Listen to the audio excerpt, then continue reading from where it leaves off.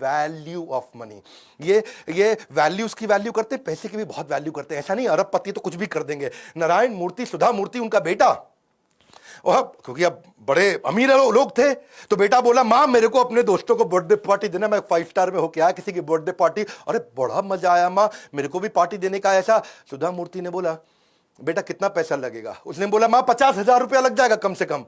मां बोली बेटा इतने में तो तेरा ड्राइवर है ना, उसको अगर 20,000 रुपए दे दिया तो उसके बच्चा पड़ जाएगा पूरा अच्छे से, ये क्यों बर्बाद करता है? मां ने उसको समझाया एक समोसा ले ले, एक फ्रूटी ले ले, सबको खिला दे, इतने में काम चल जाएगा। वो दुखी तो बहुत हुआ मां से, हाँ थोड़ा मां को कन्विंस कर लिया, ठीक है चलो समोसा के फ्रूटी के साथ गुलाब जामुन भी दे दूंगा। लेकिन आज वही नारायण मूर्ति का बेटा कहता है मां सबसे बड़ा पाठ आपने सिखाया। उसने अपने ड्राइवर को भी 20,000 रुपए दिए जिससे उसका बेटा पढ़ सका। मुकेश अंबानी के पास 3 प्राइवेट जेट, अगली कहानी ध्यान से सुनना। ईशा अंबानी लंदन में पढ़ रही थी, वहां दोस्तों पे बिल्कुल ऐसा बोल पड़ी, वहां पे थोड़ा किसी ने उसको छेड़ा, तंग किया, बोला प्राइवेट जेट आएगा मेरा छुट्टियों में मेरे को लेने के लिए। समझ गया अंबानी की लड़की हूं। ये बात मुकेश अंबानी तक पहुंच गई। मुकेश को लगा यार बेटी में थोड़ा अहंकार आ रहा है, उसने जेट नहीं भेजा। उसने बोला कि जो तुमको पैसे दिए ना वहां जेब खर्ची के, उसी पैसे से पैसा बचा के अपनी टिकट लेके खुद आओगी। और वो पैसा बचाई जब, तो उसके बाद बिजनेस क्लास की टिकट नहीं थी, इकोनॉमी का पैसा बड़ी मुश्किल से बचा, खुद लौट के आई। 1 साल तक पिता ने जेट में नहीं बैठने दिया, बोला वैल्यू सिखाएंगे तुम्हारे को। उनका बेटा था, वो भी एक दिन चौकीदार को कुछ गाली दिया, बोला अंबानी का बेटा हूं। जब मुकेश अंबानी को बात पता चली, उसने चौकीदार को ढूंढा, पता लगाया उसके बारे में, सारे परिवार को इकट्ठा करके चौकीदार को बुलवाया, वहीं माफी मंगवाई उससे। बोले कि हमारे को वैल्यूज सिखानी है ये, और क्या पैसे की भी वैल्यू और वैल्यूज की भी वैल्यू।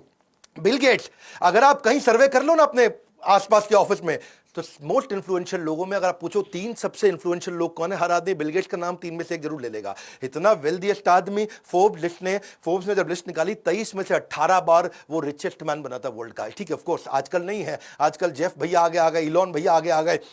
तो एक बार जो है ना ये एक सर्वे किया, एक एक्सपेरिमेंट किया कि बिल गेट्स इतना अमीर आदमी है, अगर सड़क पे पैसे गिर जाए उसकी जेब से तो कितना पैसा होगा कि वो झुक के उठाएगा। क्या कितना पैसा होगा कि वो झुक के उठाएगा? तो बिल गेट्स के साथ ये सर्वे किया गया, तो उसने उसकी नेट वर्थ, उसकी पर्सनल एसेट को कैलकुलेट किया, हिसाब किताब लगा के समझे कि अगर $50,000 अगर गिर जाए, है यानी कि लगभग 36 लाख रुपए गिरा होगा, तब बिल गेट्स के लिए झुकना किसी मतलब कोई वैल्यूएबल होगा कि भाई मैं झुकूं, झुक करके पैसा उठाऊं, क्योंकि यार मैं झुकने में इतना टाइम लग जाएगा, इससे ज्यादा पैसा मैं बिना झुके कमा लूंगा, गिरने दे पैसा, जाने दे पैसा। वो तो ये बोले कि $50,000 अगर एक साथ हो तो उठाएगा, थोड़ा फैला हुआ हो तो फिर वो उसको भी नहीं उठाएगा। क्यों? क्योंकि उतना पैसे वाला आदमी, और इतना पैसे वाला आदमी, अब बताता हूं वो क्या करता है। उसकी बेटी एक बार रेस्टोरेंट गई और वहां जाकर के टिप देके आई $500 की। बेटी टिप देके आई $500 की, पिता भी उसी रेस्टोरेंट में गया और वहीं खाना खाया, उसी टेबल पे खा के आया, वो $5 की टिप देके आया। तो वेटर बोला आपकी बेटी $500 दिया, आप तो सबसे अमीर आदमी दुनिया के, आपने $5 ही दिया।